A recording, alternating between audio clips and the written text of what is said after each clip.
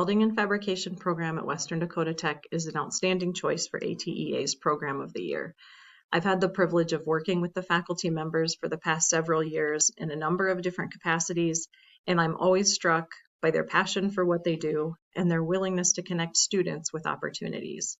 I've seen them bring employers into the lab to weld with students, and I've seen the job offers that come as a result of those connections. Their Weld to Win program has been a great way to recruit students and bring them onto our campus. Again, connecting them with current students, showing them what the program looks like, as well as employers who may hire them someday. They also have put in the hard work to become an accredited test facility through the American Welding Society, and that all started because they heard from students who went across the state to welding programs that were ATFs. So now not only can we test our own students for certifications, but we can meet a community need.